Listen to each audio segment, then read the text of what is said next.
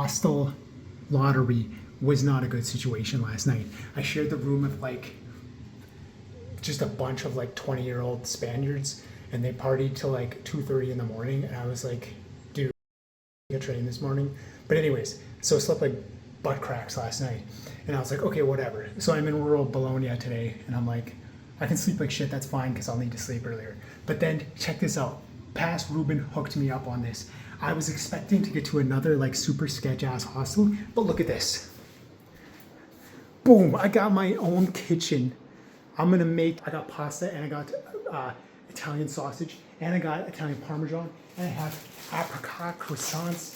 I'm balling on carbs, man. I'm carving out. Okay, but that's the kitchen. This is pretty crazy for vacation. And then bam, check this out, my own bedroom, no bunk bed action, with a TV. That thing does AirPlay. I'm gonna lay in bed, I'm gonna eat that whole pack of croissants, and I am gonna watch Stranger Things season 3. People in the Middle Ages had body dysmorphia. If they were like, I've been working out, but I'm not like statue. I don't have bicep vein like statue. We're in downtown Bologna, or Bologna de Rosa, the Red City.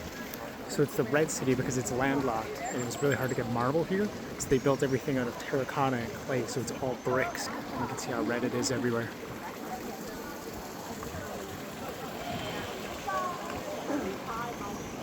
Rosa. Hidden squats, but just not like statue.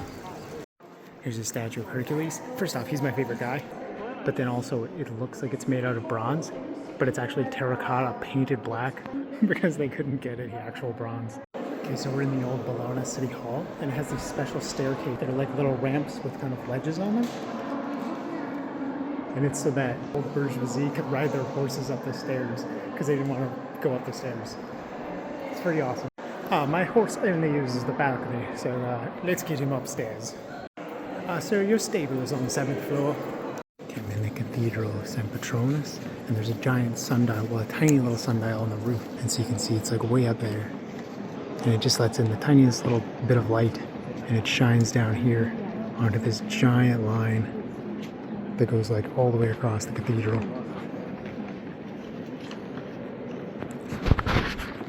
Tells you what time it is. So this is the Plaza del Artigianato. It's an old university, so before that they had to rent out palaces, but then a whole bunch of like the students' families got together and bought this place. All the family crests of all the families that helped to buy this like university just all over. So there's like hundreds of family crests just all over the walls and the roof. Absolutely everywhere. Okay, so another nickname for Bologna is Bologna Portico, because it's the city of porticos. So what they had is rooms with like residential areas, and they needed to get more people in for like residential housing. And so you got a free permit to build a portico onto your place. This is one of the very first ones from the 13th century. After the first floor, you could just build out onto the sidewalk, and there's porticos everywhere. Everywhere, all over the city. They're everywhere. Okay, this is like a pretty awesome site here in Bologna. So it's the Civic Cathedral. So they started this in the Renaissance period, and then the architect died. And they were like, okay, well, let's just build like half of it out so we can find another architect. That was 800 years ago. Just like, all right, we're not gonna find somebody, let's just leave it. So the bottom half is like incredibly beautiful marble, and then it's just bricks all the way up. As you can see, like really incredible, very beautiful, very intricate, and then just all bricks. Very cool. This is the Finestrella in Bologna. It's a tiny wooden window where you can see out into the canal. How beautiful that is. Beautiful. Some more pizza. Pizza Burstal, downtown Bologna, City of Red. Pizza was only €2. I'm never coming home, baby. I'm staying here forever. See you later.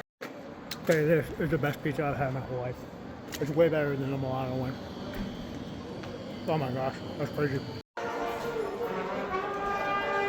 That's Italia, baby. That's Italia. Oh, I love it here.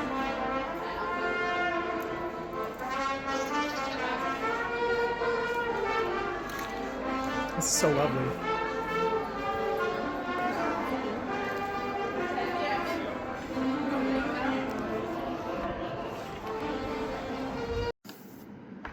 Okay, my diet has been off the rails while I came to I'm on vacation.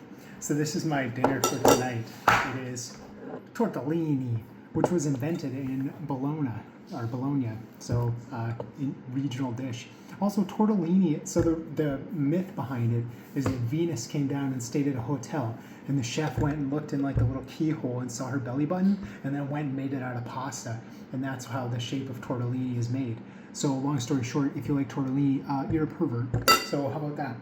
But anyways, I'm gonna have tortellini, and then I've got some mortadella. Mortadella also, mortadello, but it's like a special kind of sausage specifically from Bologna as well, on a focaccia, and then a bottle of regional Cabernet. Also, the wine here is crazy cheap. This was €1.50 for the bottle, which is like $2 Canadian, and it's the best wine I've ever had. So like every country talks trash about having like the best food, but Italy, I mean, this is a pretty good situation. They're backing it up pretty good here. All right, so Milan, super easy to get around. Bologna, absolute butt cracks to get around. Like first off, their train station is like wildly confusing. So I was out in Panigale, and it was like a sub-district way out on the outside of Bologna. Interestingly, Bologna is where Ducati comes from, and the other luxury car place. But anyways, it's also where Kimi Antonelli comes from. It's kind of a car place. But anyway, I stayed actually like a block away from where Ducati was founded. Okay, that was a total tangent. But anyways, so I left Panigale, and you could take the bus or the train into town, which is like really convenient. But then the train coming back, like the central Bologna train station, is wildly confusing. It's split between like east and west, and east does not have like a kind of preface. So it's just like the normal stuff, and then the west side. And then you have to take the specific train that you bought a ticket for. You can't take a train from like Bologna to Panigale. You have to go Bologna to Panigale at like 2:07. And so you'll buy it, and then you have like 7 minutes to find the freaking train station, which is like, who knows where the heck your platform is. So like I took that a couple times, and then the last time I was just like, I'm not even going to do this. And I just walked all the way across town. It was like an hour and 20 minutes, which was really cool though, because I like walking through towns like that, because you get to kind of see like what it's like there. Like each place is so unique. It's nice to walk through the neighborhoods. So that was cool. What else did I do? Oh, that pizza was crazy good. Oh my gosh. Bologna was just such a fascinating place. There was just so much cool and interesting things going on. And like, it was so beautiful. And it wasn't like as, I don't know, like it wasn't as like pretentious as like Milan seemed, but it was really nice. It was a really good time.